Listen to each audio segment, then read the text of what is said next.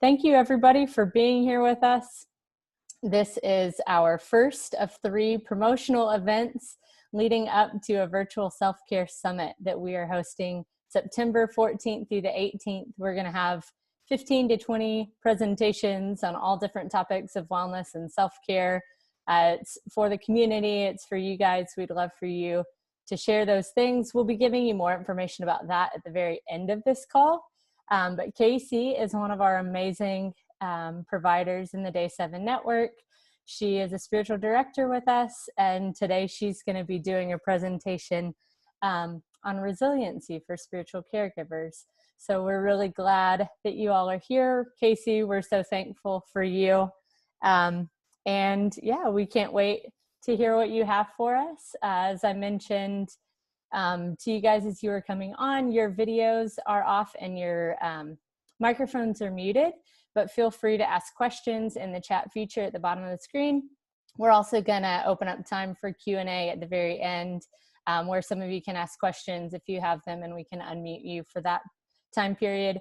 We have Abby Buter, who works for Day 7. She's in the background. She's navigating the chat feature. She'll be kind of moderating questions and maybe posting some content here and there. So that's who Abby is.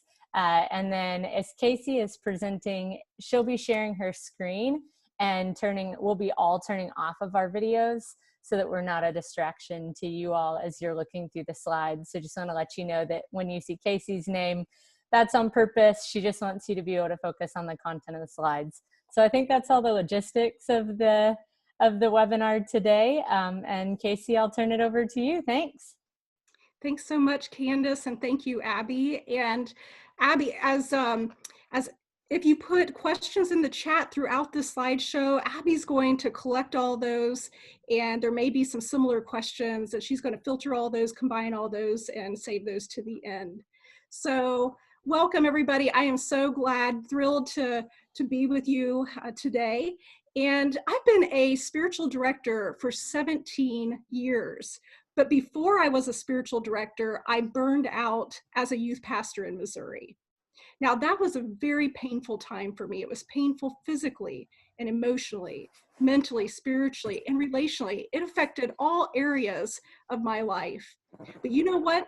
That time led me to the Seattle School of Theology and Psychology, and it led me to a new calling as a spiritual director. And it gave me the desire to help leaders, to help all of those caring for the souls of others, to care for their own souls. So when the Seattle School offered their online Resilience for Spiritual Caregivers in May, I signed up, and I really appreciated the information. And so I got the slides from them, and I hope that you find the information helpful as well. And you know, some of you will already know what I'm going to share. But it may be, you know, especially during times of stress, during times of crises, it's easy to forget. So before I start the slideshow, just a few words for you. First, each of us are an expert on our own experiences. So my crisis, my stress and anxiety is not exactly like yours. And how I deal with stress and crisis and anxiety will look different as well. It's going to be unique to me, just as yours is unique to you. And your own training, your own discernment is paramount. So all of us have some kind of training, have some kind of learning in companioning people during times of desolation. But when we too are going through a time of desolation, that can add a weight when we're in the middle of it. And you might find yourself right there in the middle of desolation, in the middle of anxiety, in the middle of stress right now. So you might not have the bandwidth for everything that I'm going to share today, and that's okay. I want to invite you to use a kind of Lectio Divina, kind of divine reading and listening, that you can just listen for, or maybe it's something that you read on the screen, something that resonates with you, that jumps out to you.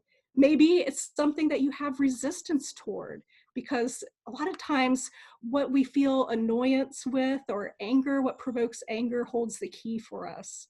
So there may be just one thing out of this entire presentation that jumps out at you. And that's okay, because it can be kind of like acupuncture for the soul, that one little thing can change your whole being, can change their whole flow. So I'm going to share my screen and walk you through this. I tend to talk with my hands, so I knew that I needed to turn off my video so I wouldn't be a distraction. So let me go ahead and do that. I'm going to share this screen first.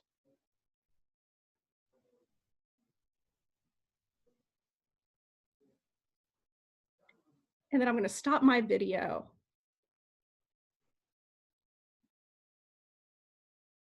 Now, I'm a big one when it comes to transition, that transitions can be so important that they, rather than rushing from one thing to the next, where each day is almost like checking off a to-do list, to allow ourselves a moment to simply pause, to create the space so that we can have a spirit of welcoming before going on with the material. So let's just take a moment and close our eyes and allow for maybe 3 or 4 slow, relaxed breaths.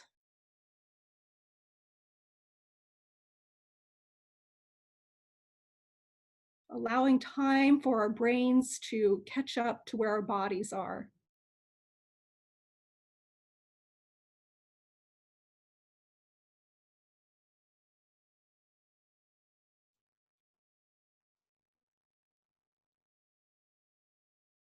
To realize that all of us are connected by one breath, that we sit in front of many screens and may be separated by many miles.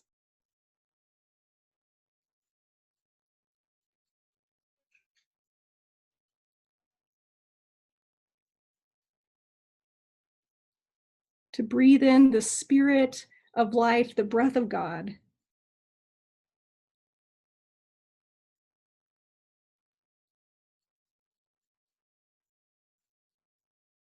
To become aware of how we come to this presentation this morning.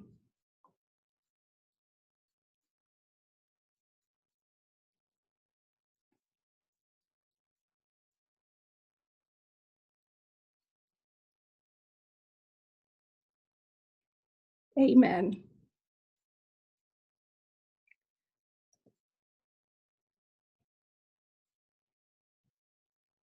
So what is resilience?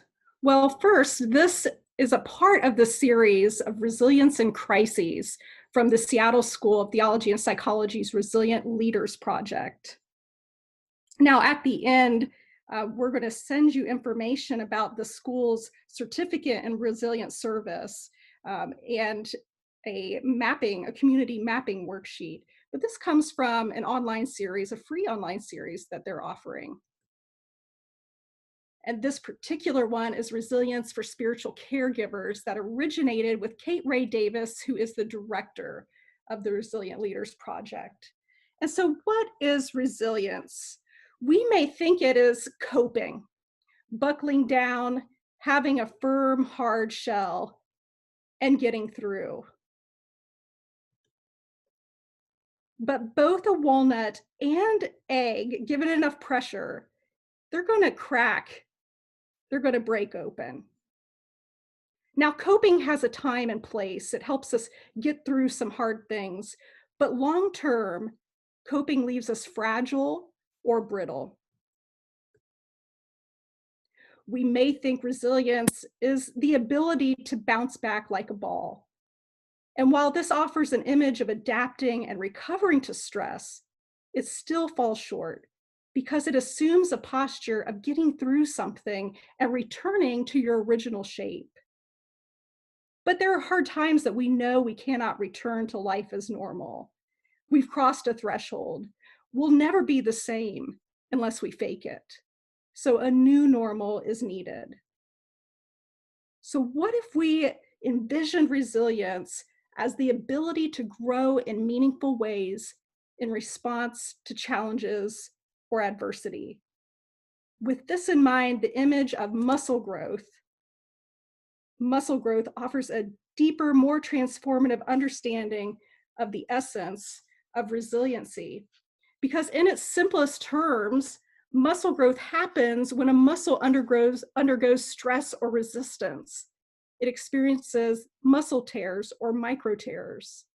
And the immune system then comes and fixes those tears, and the muscle becomes stronger.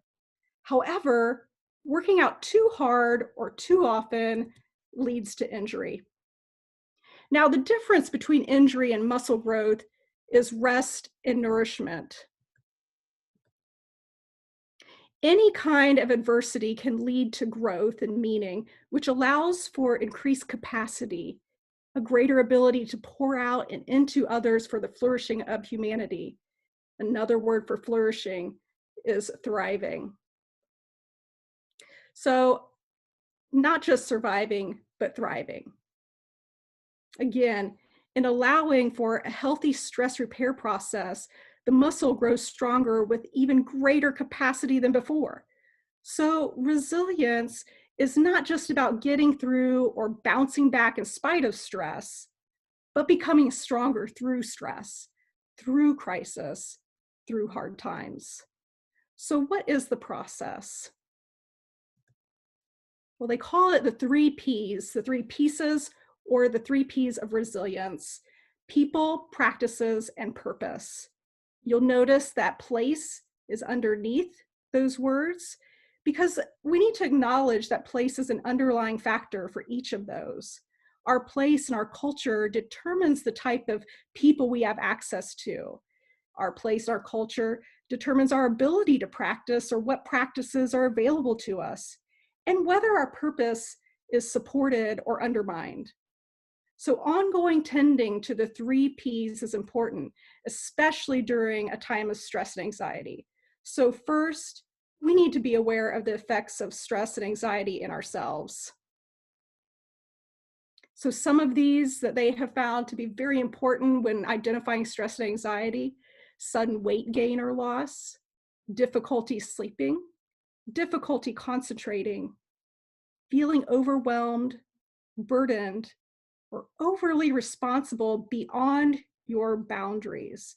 So a red flag is when you hear yourself say, I'm running on fumes, but at least I can still give something. Well, that should clue us into the need to say, I need to stop and pause and care for myself, that I may be able to care for others and have what is needed beyond this immediate moment. Because when we're overwhelmed, everything can feel urgent. I think everything can feel urgent even if we're not overwhelmed. But a constant state of urgency can make us forget about ourselves in unhealthy ways. So it's imperative when there's a crisis that we do what the airline attendants tell us, is put our mask on first. We can't help anyone if we're passed out. The same goes with masks and coronavirus right now.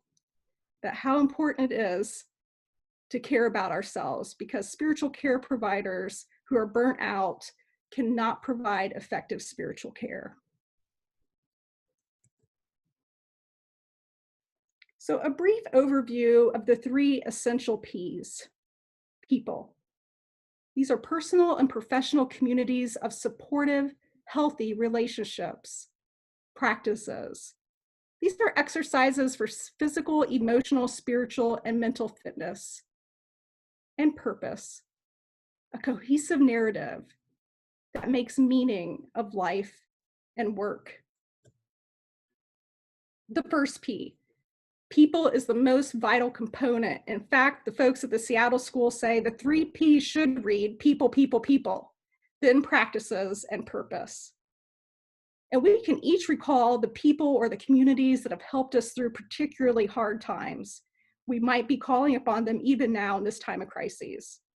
Oftentimes I'll joke with my husband, Russ, that I can't stand people right now. You know, that too is a red flag. Maybe you find yourself in the same boat, but that is a red flag for needed self-care for time of solitude. But when we're healthy, we do know, and we even dedicate our lives to helping people form good relationships. to receive strength and encouragement from a collective identity like a church community or a small group or spiritual direction group or even an exercise group. So when speaking of people, it's not just the people who were gathering together as spiritual leaders, but who were being gathered by as equals. So look at the people in your life, starting with the personal people at home, family, housemates, and pets. I love that pets are included under people, but we all know people, and maybe we're one of these people that our pet gives us so much care and attention during a time of crises, that for some people, their pet is the safest person for them. And so pets are included in the people. Friends, ideally, friendships don't need that. These are friendships that you don't need to play any productive role with them. You can practice asking for help, resolving conflict, setting and maintaining boundaries. And then there are hired people to help you personally: a counselor, a spiritual director, a nutritionist, an acupuncturist. And so while you may be providing spiritual care to people, who is providing spiritual care for you? So if you have a pen or a pencil and a journal, just take a moment and write down a name or two under that personal category.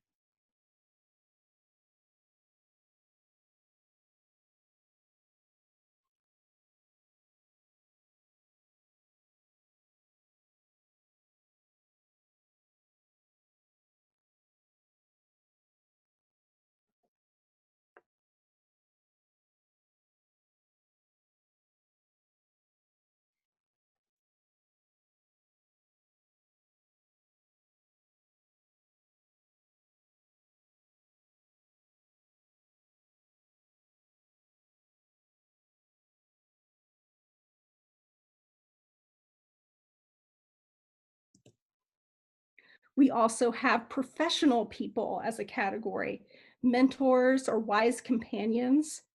These are people with whom you naturally feel connected, who you resonate with, or who are safe. A sign of a good companion, a good mentor, is someone who is not shy about showing delight in you. And similarly, they're open about growth areas and conflicts. Now, partners and advocates are those internal to your organization, internal to your church. They understand the complexity of the context. They're trustworthy, and you can partner with them and they can partner with you to affect change. So contrary to what we may think, studies show that pastors and leaders who thrive are those who have advocates within their church, within their organization, rather than those who do not. So partners and advocates internal within your organization are important. And then allies. Allies are external to your organization. They may be external to your denomination, and they can offer you a perspective with some emotional distance. They don't have a lot invested in the system as it is, so that they can care for you. The little community mapping worksheet we'll send out later will help walk you through this more in depth to help you remember names of people, especially for times when you feel isolated as a leader, when you feel overwhelmed. It can help you remember who to connect with. After going through it myself, I remembered 3 very supportive, encouraging people that had completely slipped my mind. So I reached out to them. I communicated with a couple of them via email, and I had a physically distanced visit with the other. Both were and continue to be, both of the folks through email and the person who I met with continue to be a breath of fresh air for me. I tend to be a go it alone type of person during times of stress, so having that little community mapping worksheet was very helpful. Now, key ways to cultivate people. One is engage regularly. Increase social support while maintaining physical distance. Sometimes the term social distancing can lead us to believe that we need to distance ourselves socially, but we're social beings. We need people. Remember, people, people, people. And so we still need to pursue connection with others, but with wise physical distance. Another key way of cultivating people is to anticipate when you'll need more engagement. you may know that there's something coming up that you'll need more support. So instead of waiting into the time where you're vulnerable, go ahead and reach out to those people now. Set and maintain boundaries in cultivating people. For me, this looked like honestly evaluating the role of Facebook for me. Was it really cultivating people? Was it really cultivating connection? So what I did in the last week, my son said to me, my 9-year-old said, after you post a photo of me with my newest art project, take Facebook off your phone. Now, I think he had ulterior motives of downloading a game on there, so freeing up space, but he made a good point. And so I felt like God was speaking through him at that time. And so I took Facebook off my phone, which is a way of setting and maintaining boundaries. And then also noticing, another way may be noticing when you are suffering screen fatigue. And so letting these people know that you need some space, or maybe it's a phone call or a distance visit. Resolving conflict, asking for help, and drawing on a collective connected sense of identity.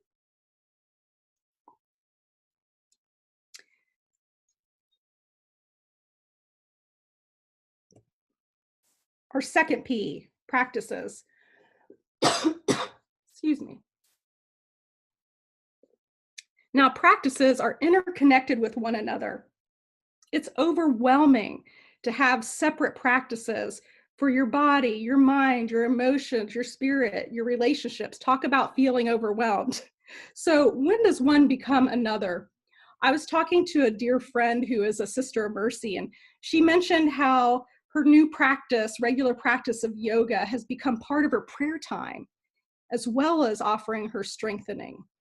And so you don't have to do all of these practices. You can focus on just one. We can often fall back into black and white thinking patterns, and that may actually take us away from what these practices offer. So with practices, the way we approach the behavior or the practice can say more about how we're doing than the behavior itself. So taking a look at some of these physical, emotional, spiritual, mental fitness practices. Sleeping 8 to 9 hours a night, drinking more water, eating more fresh foods, moving, stretching, strengthening, cardio, regulating emotions, learning and experiencing flow, prayer and meditation, rhythms and rituals, especially in community. And again, just for instance, if I have a regular practice of prayer and meditation and I explore how is that interconnected, well, the prayer and meditation certainly will help regulate emotions. They'll help me enter into the experience of flow, right? So there's overlap, there's interconnection with these practices. So this leads me to the importance of knowing the difference between self-comfort and self-care. Coping behaviors, they can be either, but a comforting behavior is usually short-term ways to soothe ourselves, often detrimental to our long-term well-being if it's overutilized. And it's often isolating, something we do by ourselves or in private, something that we might even try to hide from others. We might be embarrassed about, it could be. Whereas care practices support our long-term well-being, and they increase a sense of connection to ourselves, to others, and to God. So for an example, on a particularly stressful day, I decided to binge watch Netflix all day. So by the end of the day, I'd realized that while I'd found comfort in the stories of others rather than my own, it had not given me the deep care my body, soul, and emotions craved. So in other words, it was good for the day, but it wasn't something that could be a regular practice for me. I needed to return to care practices that I knew would help me long term. So key ways to cultivate those practices are maintaining existing routines. Well, since the time of quarantine, our family's bedtimes have been drastically thrown off. And we have noticed how the later we go to bed, the more it throws off everything else. Because again, everything is interconnected. So it could be just one thing like getting enough sleep, our bedtime, that just needs that shift and to return to what was existing prior to the stressor, the crises. Restart practices that have helped you through previous difficulties. So taking a look at your own life story. During a time of difficulty, what helped you? Maybe there was even some music that you listened to and found comfort, and so maybe you pull out that music again. So allow your own story to speak. You might try something new. So it could be something specific to the time of quarantine and physical distancing. Perhaps it's trying to reduce your news intake, or setting aside a set amount of time each day for worrying and journaling, or creating a list of gratitudes. You might choose just one practice and explore its interconnections. We've mentioned this, but maybe you decide to start out your day with a glass of water and explore how does that glass of water speak to you spiritually? How does it help you physically and emotionally, to explore those interconnections. And then when we find that we're failing, if you will, if we find that we've decided that we want to go, and this is what's happening in my family, we've decided, yes, everyone needs to go to bed earlier. The kids need to go to bed earlier, then the adults need to go to bed earlier. And yet we find that we're having a hard time sticking with it. And so having curiosity and compassion with ourselves, with myself, rather than shaming myself or feeling guilt about it. So asking myself, why don't I do what I know is good for me? What is standing in the way of my family getting to bed earlier? Or why do I do what I know hurts me? So having curiosity and compassion rather than guilt and condemnation. And then include others. People will notice when your practices change, celebrating and offering curiosity. So letting others know what it is. In fact, I started to let others know what I was doing with Facebook because I wanted them I needed the encouragement to take it off my phone. And so allowing others and including others in your practices is very helpful. Now, what we experience as comfort and what we experience as care are part of our own experience, our own story, gifts, and interests. I find watching masterpiece theater and eating desserts to be very comforting. The former is something I discovered I liked on my own, and the latter is something that I grew up with because desserts were something my family of origin bonded around. So you can imagine what I did in the first months of quarantine. I sought comfort through baking with my kids and eating desserts, and yet we all know that constant desserts are not going to offer us long-term care, but in fact, they'll be detrimental to my body and mind. So instead, I needed to look at what are some of these self-care practices. And for me, they are writing poetry, conscious breathing, focusing on my exhale, centering prayer, juggling, like literally juggling. And so I'm sure yours are different than that. So what we choose for self-comfort, what we run to for coping, and what we choose for self-care are unique to us. And the last P, purpose. You'll notice it says is essential ...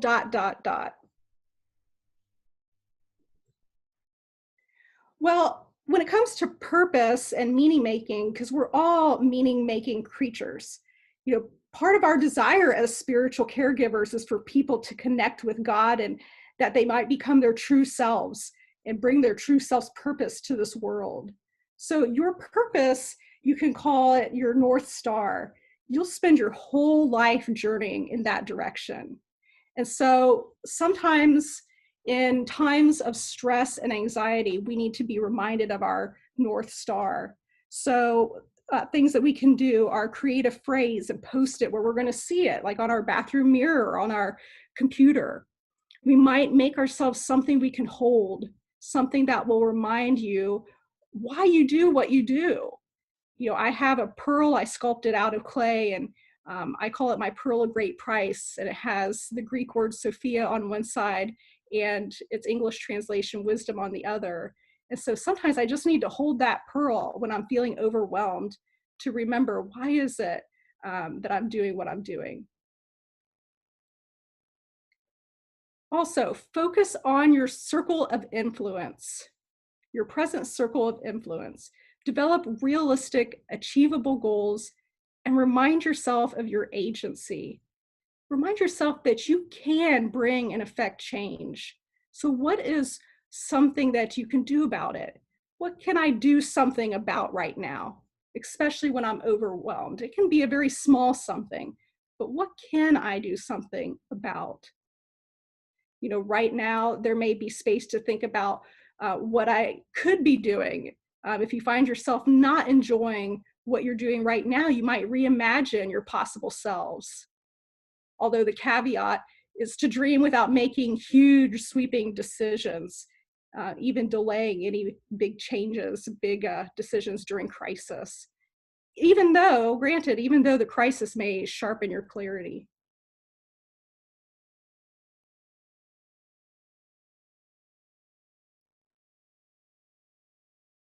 And with purpose, post-adversarial growth is important. It's also called post-traumatic growth, not to be confused with PTSD. But post-adversarial growth is growth from difficult circumstances or mistakes. It's the kind of growth through trauma or through a time of adversarial times that impacts, it transforms our purpose. So it invites us to reevaluate life assumptions, to resolve internal conflicts. During the time, there is the invitation for making space for grief and lament. Now, psychotherapist Esther Perel, I liked how she calls lament the Yiddish word kvetching, and talks about how all through time, all cultures, that kvetching, this kind of lament or complaint, we see it in the Psalms, that it actually works to bring people together. So here we are back with the people. And so that's something that we can do alone, and with God, it's something that we can do with others that's healthy. Also, through post-adversarial growth, we're allowing God to redeem our story. We're invited to ask, how has God acted in the past with my story? Where did I experience something traumatic or make a mistake that I thought would be the end of me? And later on, I saw good come out of it. You know, here we have Romans 8:28 of all things working together for the good, that good coming out of all things, though all things are not good in and of themselves. But how in your story has, just like in mine, that my burnout that brought me so much shame and guilt actually led to a calling as a spiritual director, is something that was a much better fit and healthier for me. So how has God been about redeeming your story? And this gives us tragic optimism or hope. So what is the good that will happen? And you might narrate it. So for me right now, as a spiritual director during this time of COVID-19, my retreats have all been canceled or postponed, except for one that's going to be an online retreat in August on nighttime dreams. But all the other retreats have been canceled. And so it took me a while. I feel that loss. I feel it both as far as my purpose goes, but also a loss of income as well. And so as I sit with that in the past month, I realized that it opened up space for me to spend more time with my kids, and it helped me help my daughter find a new passion for fencing, of all things. And so I've been taking her to fencing lessons and have seen a big jump in confidence and strength with her. So I could say, here is some tragic optimism in the midst of the circumstances. And so you might use a memory as well to help you have hope rather than spiral into despair. Again, looking back at your own life and letting it speak. Also, a little group of friends and myself were talking about 2020 as liminal space, you know, that threshold of for transformation, that time between what was or has been and what is to be. And several of us are starting to read the Wanting Journal on liminal space. So even that shift to start thinking of this time as liminal space has helped.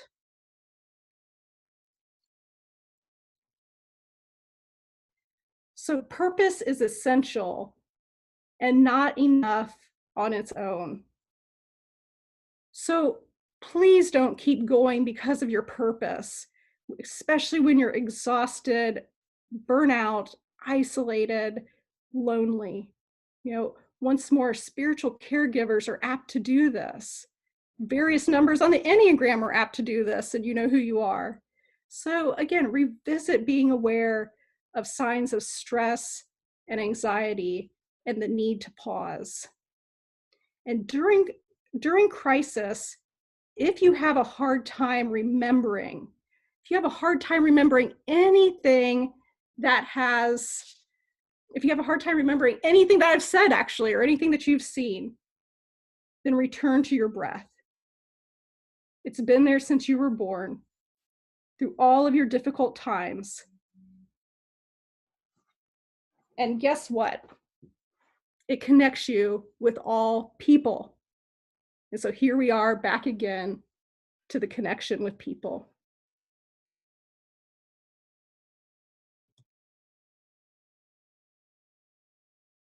So now is a little time for reflection, allowing yourself a few moments. I'm going to read down through these, and then let's just allow for some time of journaling, and then we can move on to some questions or comments or observations. So who are 2 or 3 people in your life that you rely on and trust? And could you ask for more support or help to deepen those relationships? What are the practices you are currently engaged in to tend to your body, mind, and spirit? What practice are you most in need of adding? What part of yourself is least tended to? And I would also add that there may be something that needs to be subtracted, that needs to be taken away so that space is freed up. What are the experiences in your work that make it meaningful to you? What are ways that you feel you're making a difference?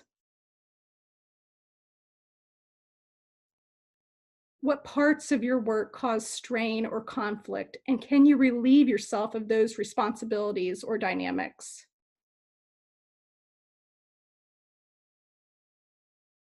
And what has helped you through past difficulties? What helped your ancestors through hard times? And so you have a legacy from those who've gone before you, as well as being surrounded by your great cloud of witnesses. And I remember when they asked this question, this is one of the ones that I focused on in journaling.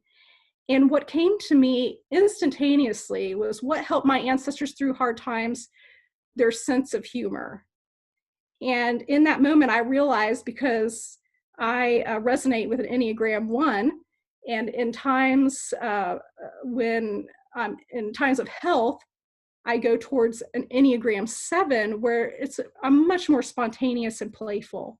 So in that moment, I was invited to introduce playfulness and humor. And so what helped your ancestors through hard times? So let's just take a few moments for some reflection and journaling.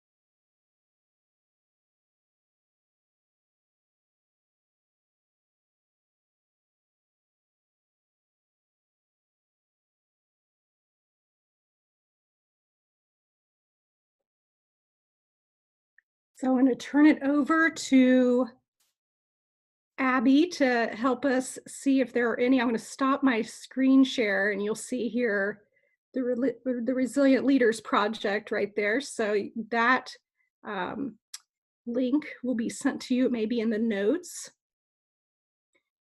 For the first time, they're offering this certification online.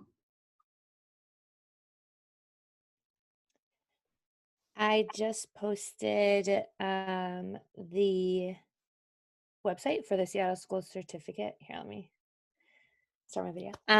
And just so if you guys see it there in the chat section, we didn't have any questions come through as you were talking, but if anyone has any questions or comments or things they'd like to share, go ahead and type those in the chat section. Mm-hmm.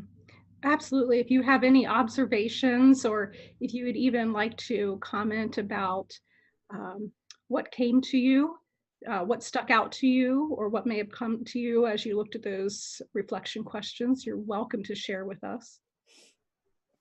And I'm able to take anyone off of the attendee format. So if anyone, you could use the raise hand feature and I could make you where you're able to talk and share or ask any questions. Absolutely. That was one of the things that stuck out to me during the time of the difference between self-comfort versus self-care. And for me, the idea that, yeah, as soon as they mentioned it to me, it was like a deep aha, yes, an immediate aha, deep resonating of, yes, there are things that I do to comfort myself, but they're only for the short term, that they're not offering me the long-term peace or whatever it is that I am needing at that moment, as opposed to these self-caring measures that that are sustainable long-term, that do impact all the other parts of our being, our physical being, and our emotional, mental, spiritual health. So I agree with you, Sarah, that the difference between self-comfort and self-care is huge.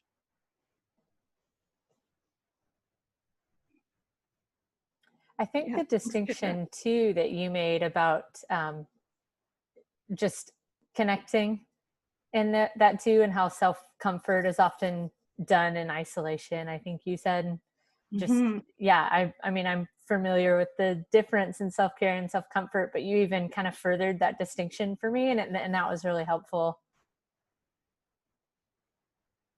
Absolutely. To even say, how does this connect me? How is what I'm doing connect me to God, connect me to other people, connect me even to the other parts within my own life?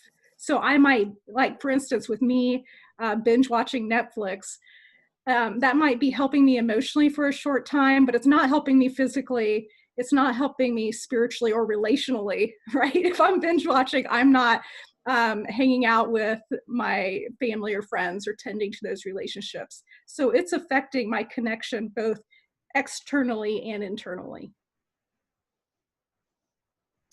Steve mentioned in here, I appreciate and believe that the term liminality is a helpful concept for us to think about when it comes to dealing with this unique time and the implications for self-care. Absolutely. Yeah. Doesn't that offer that tragic optimism of this time of being liminal space with so much potential for transformation? Again, both internally and externally, both personally and communally. Absolutely, I agree with you. Yeah. Oh, thank you, Abby.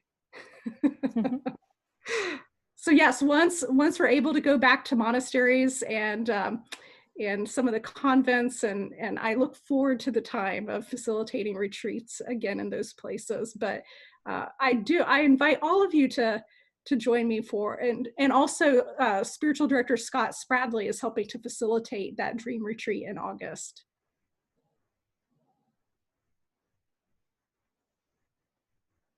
Oh, thank you. Yes, Latoya, same here. When I looked at what was I doing to try to cope, I noticed that I was doing a lot of self-comforting measures. that much of what I was doing was self-comforting, that tends to be what we run to. Yeah.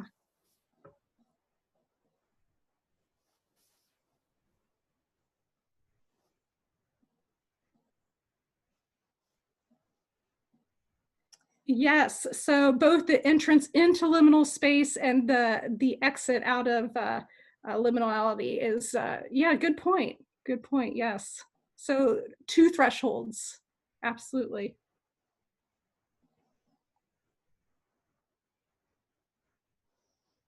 Sarah, thanks so much for your comment. And I would love to share a couple upcoming things that we have, but I just want to make sure there's no other questions or comments before we kind of wrap up and share a few more exciting things.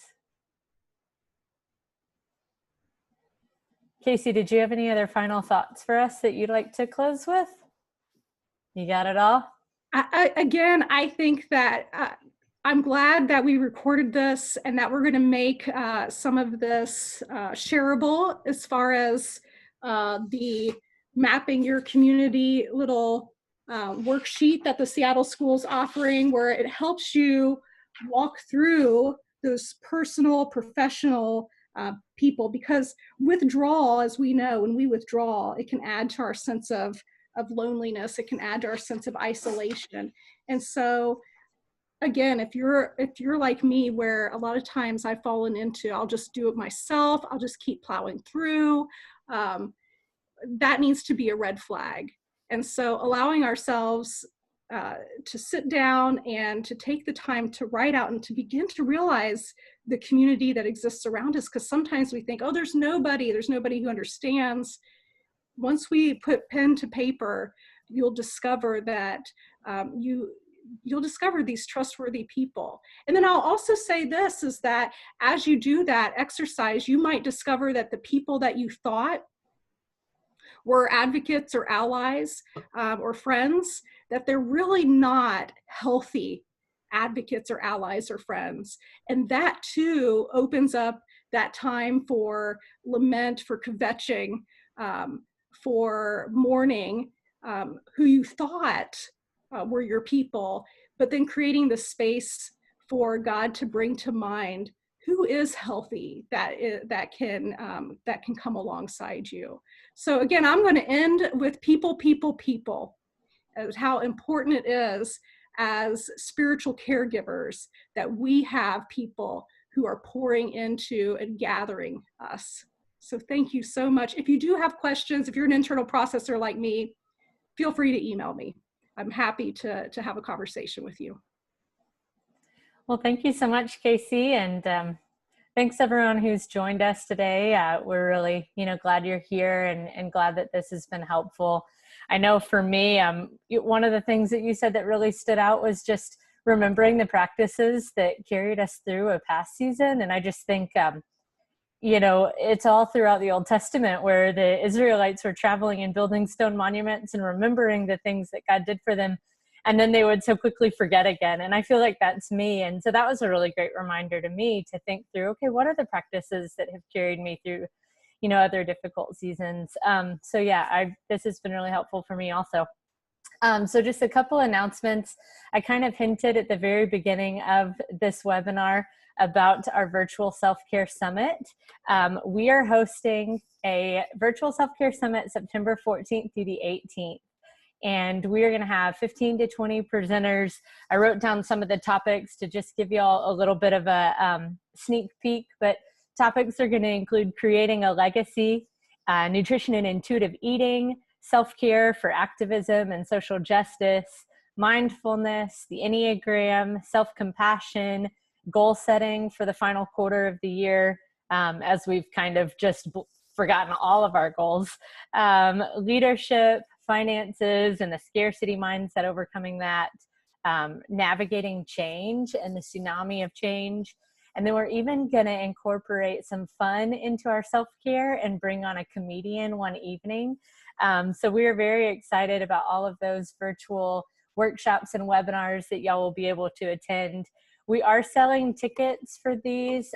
Tickets are going to go on sale next week on July 17th. We'll launch our website for the event. and we'll launch the ticket sales. So you'll be able to buy individual tickets for sessions at $15, but we're also going to do a bulk package where you could get all 20 sessions for $147 discounted, significantly discounted, and we'll record all of the sessions. So we would encourage you to come to any of the sessions that really pique your interest, come to those live, but then you would be able to access all of the additional sessions on your own time. And then I know we have a couple organizations on this webinar, and so we're going to offer a nonprofit rate for nonprofit staff of 4 or more, and just cut it off at a max $500. And so, you know, you could bring as many of your staff to those and share all the resources with as many of your staff as you would like. We are going to do 2 more promotional events that are going to be free, just like Kasey's. And we would love for you to invite your friends to those so they can get a taste of what the presentations are going to be like at the Self-Care Summit in September. And the next one of those is July 29th. It's a Wednesday from 1 to 2 p.m. And our friend Dr. Stephen Bonner is going to present on anxious leadership. Regulating reactivity is not an option. So learning how to be interactive leaders rather than reactive ones. And I'm going to actually promote him to a panelist really quickly so he can just share 30 seconds to a minute about what y'all can expect for that. And then we will be emailing all of you guys a discount code for the Self-Care Summit because of your participation today. We'll send you the recording of this in case you want to rewatch it or send it to others. We'll send the community mapping worksheet that Kasey mentioned, and also some of the resources that she mentioned, along with the links to register for Steve's that he's about to tell about, and links to register for the summit. So I'm bringing Steve on real quick, and that'll be the end of today. So Steve, are you able to share? Hey, how's it going? I am. I'm good. How are you? Doing great. Dr. Stephen Kasey, Bonner. well done. Well done. Thank you. Thank you. I'm honored to be with you guys, and look forward to being with you on the 29th. You know, it goes without saying that we're living in some very, very interesting times, right? And I like the language, a time of liminality, a time of in between, right? It's a time of high emotional anxiety. And we've all experienced, or perhaps we've even observed, anxious leaders in our families, in our work environments, and certainly in our state and federal government. Most argue that leadership is about action. I disagree with this. I really believe that leadership is about interaction. And what I mean by that is the ability to regulate one's reactivity when relating to others. So what I'd hope to do in this session is to identify the 6 common anxiety triggers that most produce reactions in us, and then learn how to engage them and then control them. So a little sneak peek about what I'm preparing for the 29th. Thanks so much. That sounds awesome. So yeah, we'd encourage any of y'all to join. Abby just put the link for Steve's event in the chat, and we'll email that out to you as well. And again, invite your friends and start to share about the Self-Care Summit. We're really excited about it. Thanks for being here. Any other thoughts from you, Kasey, Abby, Steve? All right. Thank you, day 7. Y'all have a wonderful day. Thanks everybody for joining us. All right. Bye-bye. Bye.